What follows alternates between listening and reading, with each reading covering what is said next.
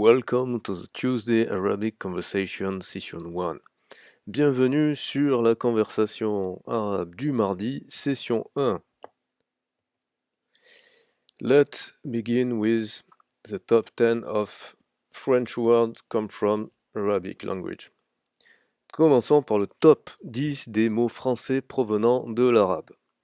Alors, nous avons d'abord le mot abricot, qui a sa racine arabe al-barkouk, et qui en arabe veut dire prune. Nous avons également le mot alcool, qui a pour racine arabe alcohol et qui veut dire aussi alcool. Donc lui, il n'a pas été déformé. Nous avons également le mot alcove, al-kuba, qui signifie le dôme ou aussi une arche.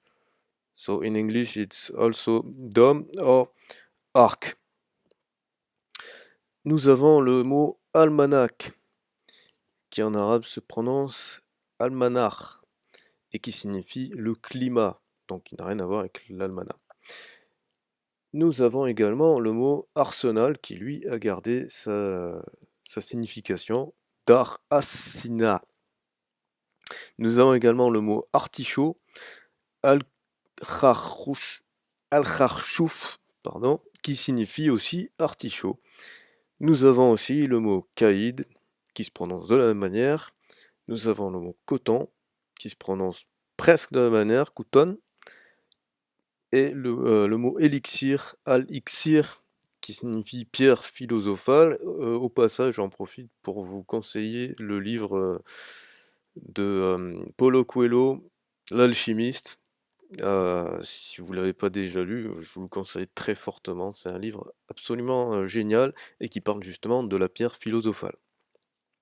So, when talk about philosophical stone, that make me think about the book The Alchemist from Paulo Coelho, and I strongly recommend you to read this book. Et enfin, le mot magasin, makhrasan, qui aussi signifie magasin. Voilà, donc il y a plein d'autres mots, hein. On peut penser à Zénith, Nadir, etc. Mais je trouvais que ceux-là, c'était des mots auxquels on pouvait pas forcément, que personnellement je ne savais pas, à part alcool et alcove et almanach que je soupçonnais un peu, mais les autres, je ne les connaissais pas, et donc je trouvais ça intéressant de partager ça avec vous, pour un commencement. So, let's begin exceptionally with alphabet. Why? Because even if I will show you the Pimsleur method like yesterday, in order to make the slide, I need to write something, and to write something, I need to know what is the alphabet. Donc pour pouvoir faire les slides, donc pour pouvoir écrire quelque chose que je vous montre en même temps que je vais lire, j'avais donc besoin d'une transcription. L'écriture arabe étant quand même très compliquée et ne la maîtrisant surtout toujours pas, j'ai opté pour ce que propose notamment le livre L'arabe pour les nuls, dont je vous ai mis un lien dans la description, c'est-à-dire de commencer par une transcription avec les lettres latines. Alors, nous avons la première lettre, alif. Alif, et nous avons un exemple, kalam, qui signifie la parole. La deuxième lettre, nous avons Hamza. Et nous avons un exemple, loulou, qui signifie perle. Nous avons la lettre Ba, qui correspond au B, comme dans le mot Bab, qui signifie porte. Nous avons la lettre Ta, la lettre T, comme dans le mot toute. Nous avons la lettre THA, comme dans think en anglais, comme Salatha. Salatha qui signifie 3, le nombre 3. 3. Nous avons la lettre Jim, comme dans fridge, j'ai oublié le R, fridge et non fidge. Comme dans Tajin. Donc ça c'était la première partie. Deuxième partie, nous avons la lettre Ha, comme dans le mot habibi, qui signifie mon chéri. Nous avons la lettre Ra, comme la jota espagnole ou comme le Ra de Bach dans l'allemand. Donc Achi, mon frère. La lettre D, Dal, comme dans Darunia. Daruna, notre maison. Nous avons la lettre Zal, comme, comme dans le mot Zis. Dans Tadira, ticket. Nous avons le Ra, comme les R en espagnol ou en russe. Aruz, le riz. Nous avons la lettre Zai, comme le Z dans Zaitoun, l'olive. Ensuite, nous avons la lettre Sin, comme dans sapin, mais qui ne se transforme jamais en Z, comme dans le mot rose en français, que nous retrouvons dans Salam, la paix. Salam qui, bon, utilisé aussi pour dire bonjour en mode rapide. Nous avons la lettre Shin, alors transcrite d'habitude en SH, mais il est préférable d'utiliser CH pour nous francophones et pour distinguer les situations où on va le prononcer che et des situations où il y aura un équivalent de SCH et qui ne se prononce pas che. Comme dans Shukran, merci. Nous avons la lettre Sad qui se prononce avec emphase, donc dans Sharifatun, le journal. Nous avons la lettre Dad qui se prononce aussi avec emphase, comme dans Dabab, brouillard. Nous avons la lettre Ta qui se prononce avec emphase, comme dans Talib, étudiant. Nous avons la lettre Za qui se prononce avec emphase, comme dans Manzar, paysage. Nous avons l'Ain qui est une consonne gutturale que j'ai très mal prononcée, pardon. Pardon. Ain, comme dans Ainab. Désolé, ma prononciation n'est pas du tout au point pour ce son-là. Nous avons le Rain, comme dans Rourfa. Nous avons le Fa, comme dans Finjan. La tasse, comme nous avons la lettre Kaf, comme le Q dans Kahwa. Le café, qui fait partie aussi des mots qui viennent de l'arabe.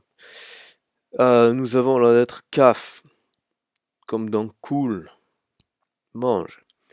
Nous avons la lettre Lam, comme dans La, qui signifie non.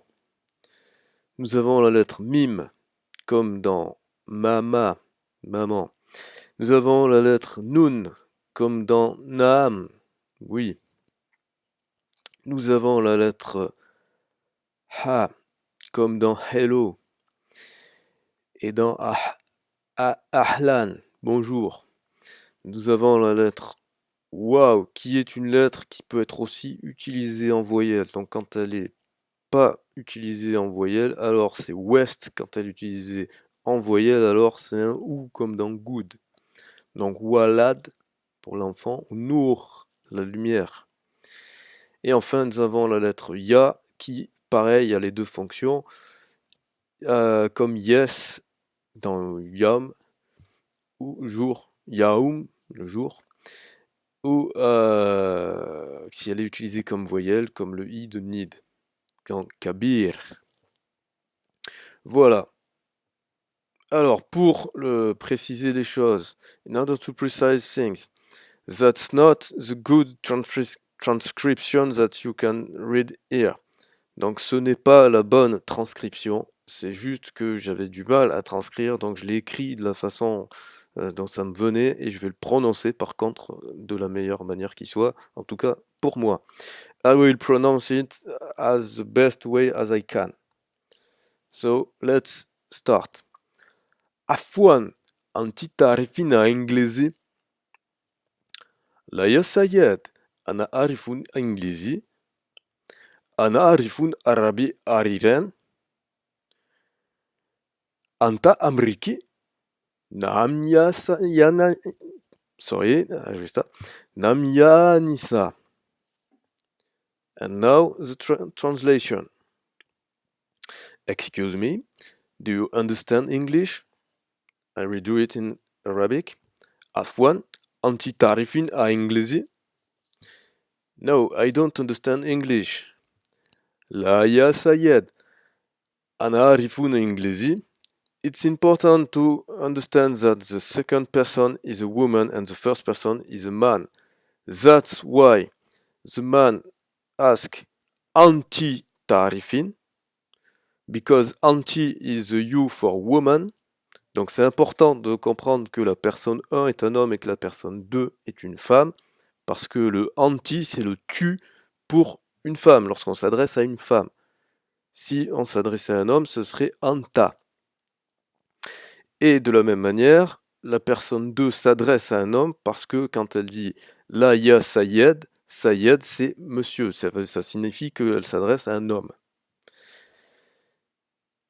So it's important to understand that anti is you for woman and Sayed is for sir. So person 1 is a man, person 2 is a woman.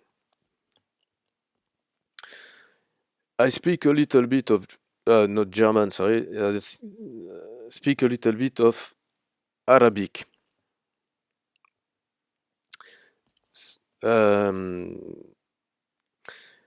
Ana arifun arabi alinan.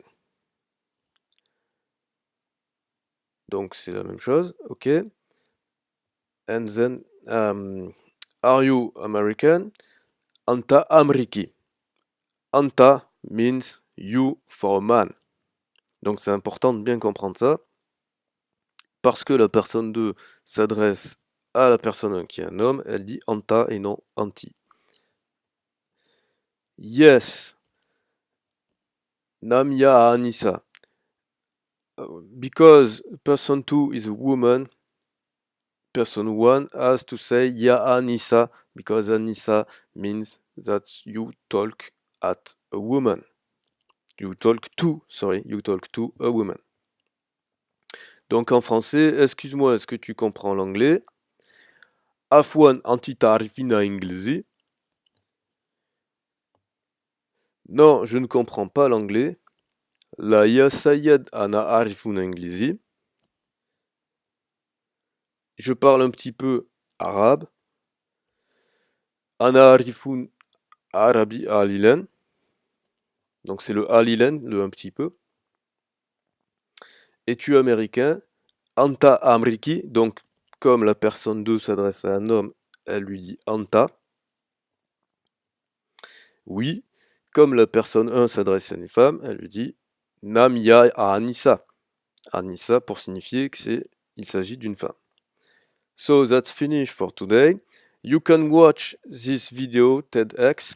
That's in French because that's in France. But the guy spoke 11 languages, 11 several languages. So it's interesting to motivate you. Donc vous pouvez regarder cette vidéo qui a été faite à Toulouse et où le gars explique qu'il parle 11 langues et il explique surtout qu'il ne maîtrise pas les 11 langues, mais le fait qu'il se soit lancé lui a permis de communiquer avec plein de gens dans plein de pays. So, I hope that you enjoy this video. If you like, subscribe and like it and share with everybody. Donc, si ça n'est pas le cas, abonnez-vous. Si ça vous a plu, le pouce vers le haut et partagez à tous les gens que vous aimez. And see you tomorrow if you want to start the Chinese. Donc, à demain pour le chinois. And enjoy and share it and have a nice day. Donc, kiffez bien la vie. Bonne journée ou bonne soirée, ça dépend de l'heure à laquelle vous verrez cette vidéo.